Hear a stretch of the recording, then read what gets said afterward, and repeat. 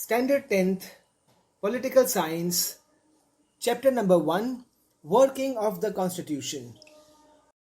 Now we will talk about RTI, that is, Right to Information.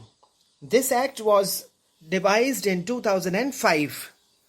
Citizen empowerment is the essential condition of democracy. Citizens need to be given more powers. It is necessary to create opportunities for citizens' participation and interaction with the government. Increased communication between citizens and government helps in strengthening democracy, helps in building a relationship of trust between them. Citizens have a right to know about the functioning of the government. They need to know what the government is planning, how the government is trying to do the work.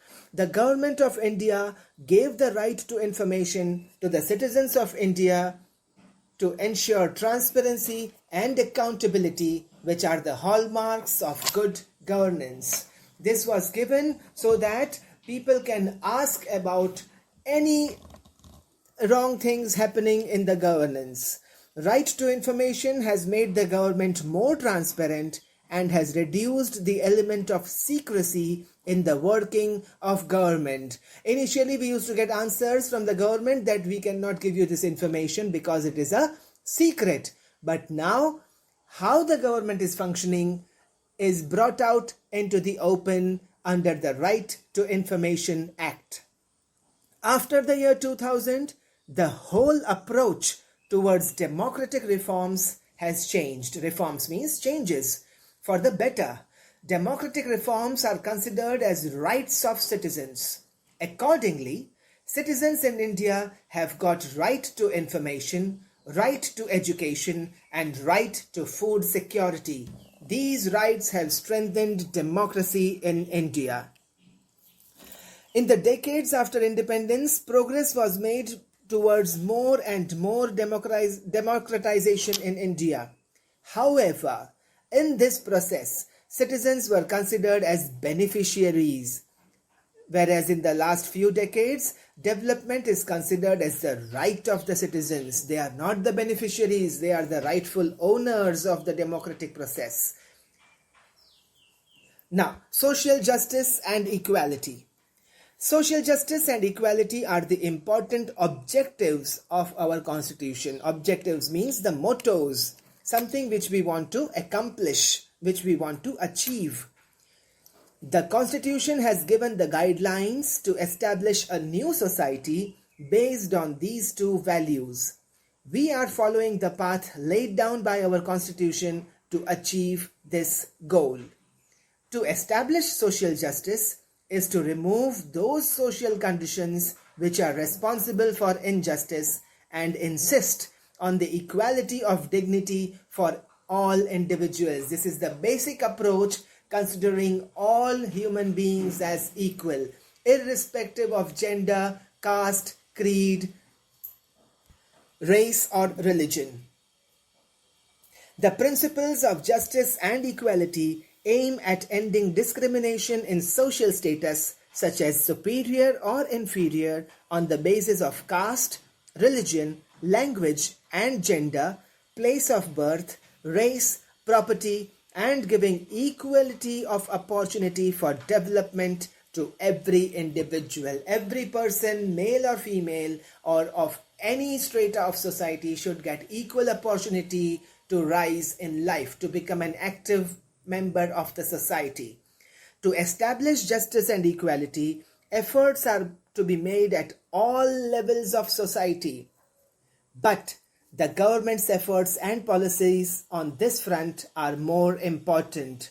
For democracy to be inclusive, to include everyone, one must try to bring all sections of the society into the mainstream. Democracy is in fact a process of accommodating different sections of society. Democracy helps in reducing social conflicts. Let us take review of the efforts made in India in this direction. We will be talking about the government efforts which have been done for streamlining or mainstreamlining different sections of the society. But I also need to make you aware that all these laws are meaningful only if they are implemented on the ground, only if there is active participation from our side as well in this process. Policy of reservation of seats. Now, policy of reservation of seats is meant for those sections of society who have been deprived of the opportunities for education and employment for a long period of time. If there are any sections of the society from where people have not been able to participate in the schools, or those who have not been able to get any jobs, for them the reservation process is in place. Accordingly, in educational institutions and in government services, some seats are kept reserved for scheduled caste and scheduled tribes, which are considered as backward in the society. There is also a provision of reservation of seats for other backward classes, which are apart from the scheduled caste and scheduled tribes. The Scheduled Castes and Tribes Prevention of Atrocities Act. This is an important act for establishing social justice and equality. Stringent measures, strict laws were brought into place to avoid atrocities or wrongdoings on the scheduled caste and scheduled tribes people. This act prevents any injustice against the people belonging to scheduled caste and scheduled tribe, and any act of atrocity committed against them is liable for punishment. So if a question is asked, as a short note, the Scheduled Caste and Tribes Act, this paragraph will be the answer, definitely, point-wise. Provisions for minorities. Now, minorities.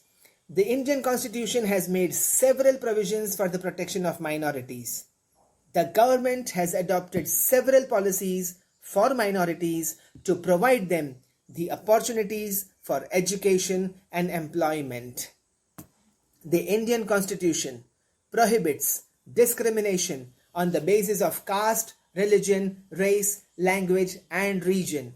Also, there is a comprehensive provision for minorities which fundamentally protects their right to equality, freedom, right against exploitation, and cultural and educational rights. Minority is any caste or people belonging to any community who are lesser in number as compared to the mainstream. Laws relating to women and provisions for representation. In the post-independence period, efforts were made for empowering women. Taking into consideration the problems of women, several policies have been adopted at national and international level to remove illiteracy among women and to make available opportunities for their development. Efforts have been put to make special arrangements for educating them and developing their future. The right to have an equal share in the property of the father and husband, Dowry Prohibition Act, Act Against Sexual Harassment, Domestic Violence Prohibition Act are some of the important provisions which create a favorable environment for protection of freedom of women and securing their development. When the government saw that the women were facing atrocities at the hands of the father and husband, they were not getting equal share in the property of the father. Father's property and belongings were automatically going on only to the sons, not to the daughters, and the husbands were not taking good care of their wives. All these acts were brought into place.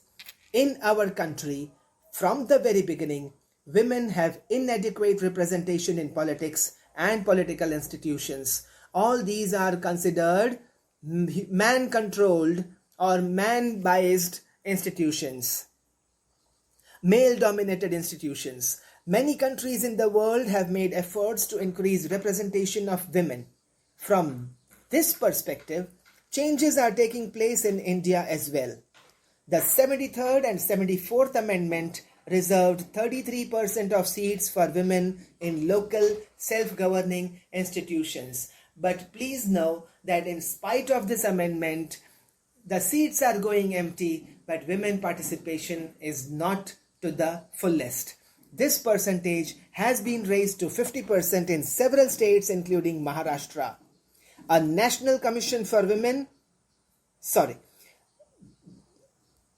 Moving on to role of judiciary. So please note that this 33% reservation has been increased to 50% in states like Maharashtra.